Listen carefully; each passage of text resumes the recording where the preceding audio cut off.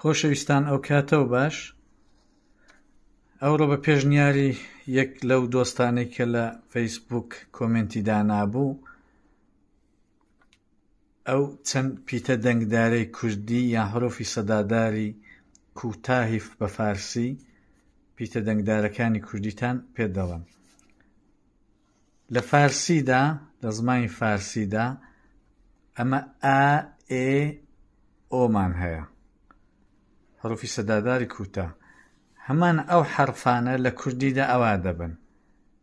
ئەوە بە مانای ئایا هەمان هەیە، هەی ئاخیرە بە کەلیمەکەی وەدەنووسێ.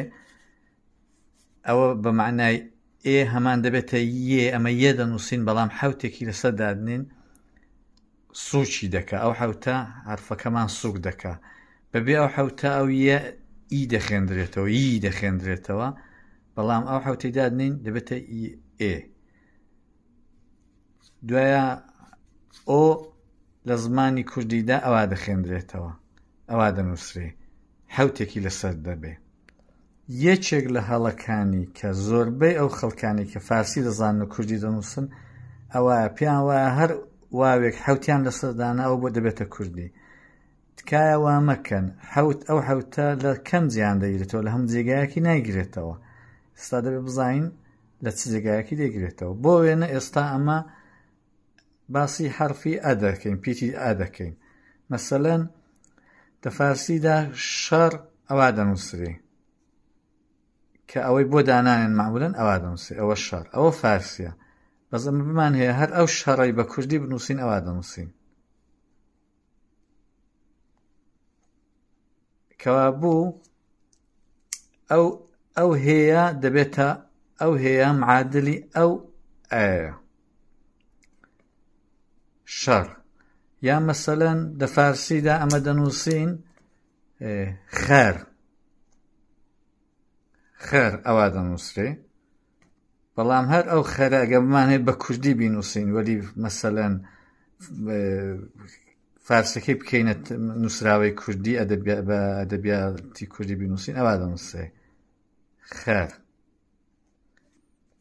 یعنی ئەوە فارسەکەیتی بە قەول ئەو کوردیەکەیتی هەرچەند ئەمە بە خەری دەڵێن کەر بە کوردی، بەڵام مەبەستمەوەیە.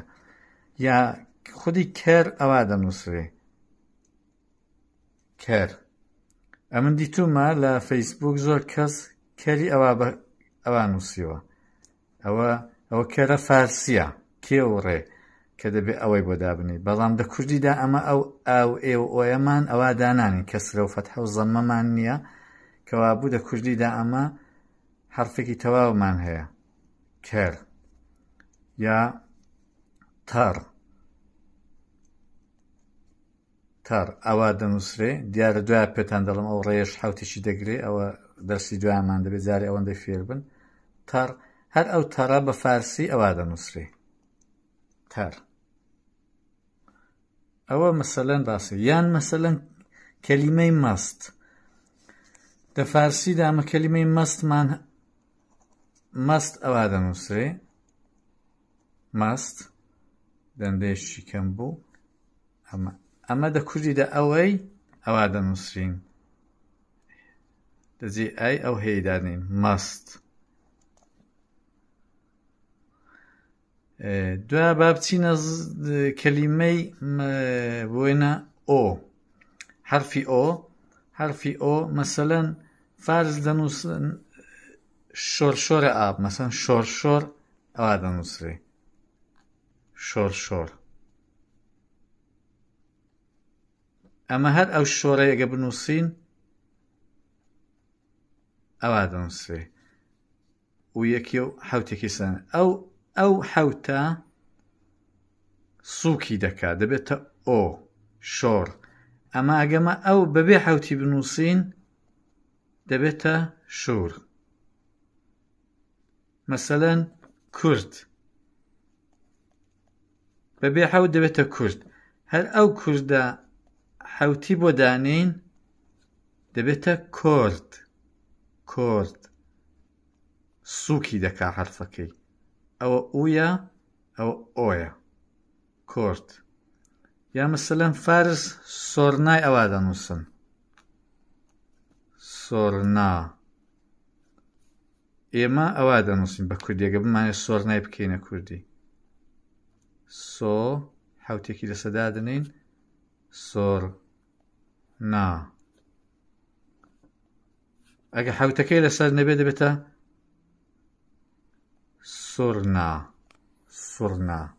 سورنا دەگەڵ سۆرنای فەرقەیە کەما مەسەلەن بۆ وێنە بە کوردی بۆی دەڵێن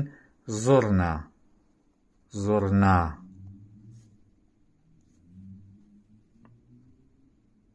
ئەوە زۆرنا ئەگە بمانێ حوتێکی لەسەر ئەوەی دانین دەبێتە زۆرنا یعنی ئۆیەکەی سووک دەکات بەرحاڵ ئەمەوانێکشمان هەیە ئەوجار پیتی حرفی ئێ مەسەلەن بە فارسی دێلی ئەوا دەنووسن دێل ئەگەر ئەمە بمانێ ئەوەی بە کوردی بنووسین ئەوا دەنووسین دی لە جا حوتێکی لەسەر دانووسین ئەو یە دەبێتە ئێ سووک دەبێ هەروەکی کوتم لە ئۆشدا ئەوی ئۆیە حوتە سووکی دەکا لێرەشدا یەکەی سووک دەکا دەبێتە دێل بە کوردی مەسەلەن بمانێ هەمان ئەو دێلەی فارسی بە کوردی بنووسین ئەوا دەنووسێ ئێستا باسی پیتی ئێ دەکەین پیتی دەنگداری کورتی ئێ هەمان کەسرە بۆ وێنەدە کەلیمەی هێل دە فارسیدا ئەوا دەنووسرێ هێل ئەو هێل ئەوەی دەچای دەکەن ئەمە هەر ئەو هێلەیەگە بە کوردی بنووسین ئەوا دەنووسین وەکو هیل دەنووسرێ بەڵام حوتێکی لەسەر دەبێ کوتم ئەو ئیە سووک دەبێتە ئێل هێل ئەگە وەشی لەسەر نەبا دەبووە هیل ئەوە هێل یا مەسەلەن بە فارسی مێهر ئەوا دەنووسرێ مێهر هەر ئەمە بە کوردی بینووسین مێهری ئەوا دەنووسین مێهر حوتێکی لەسەر دەبێ سووکی دەکات بۆ وێنە مێهرەبان ئەوا دەنووسرێ چاو ئەو هەیە دێرەدا ئەو هەیە هەمان فەتحەیە ئەوەش کەسرەیە ئەو یەیەکی حوتی لەسەرە کەسرەیە ئەو هەیەش فەتحەیە کە لێرە باسمان کرد بۆ وێنە شەڕ فەتحەکەی لە کوردیدا دەبێتە ئەو هەیە ئەوە تا لێرەشدا باسمان کردووە ئا ئێ ئۆ ئەوەی کوردیە فارسی ئا ئێ ئۆ دێنە مەسەلەن چەند کەلیمەی کوردی دەنووسین بە ئەی دەست پێ بکە بە ئەی تێدابێ مەسەلەن جێل کەسێک کە پیاوێکی جێلە پیاوە جێل هەمان جیل دەنووسرێ بەڵام حوتی لەسەرە دیارە ئەوەش مەوزوعی لەسەرە ئەوە گێل دەنووسرێ ئەمە جێ دە کوردیدا گێ دەنووسرێ وەلی لە هێندێک ناوچان جێ دەخێندرێتەوە جێل یا جێژ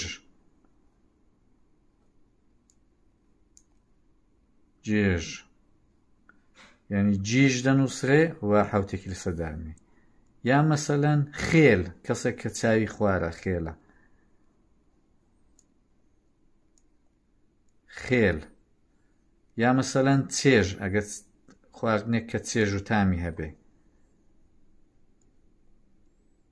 چێژ دە هەمووی ئەوانەدا ئەگە سەرنج بدەنێ ئێەکە هەمان یەیە حوتی لەسەرە چێژ جێژ هیوادارم بەدڵتان بێ تەمرین لەسەر بکەن لە کۆمنتدا پرسیارەکانتانم بۆ بنووسن بۆ چوونی خۆشتانم بۆ بنووسن ئەوە یارمەتی من دەکا تکایە بڵاوی بکەنەوە و با دوو نەفەری دیش لێی فێر بێ زۆر سپاس بۆ هەموو لایەکتان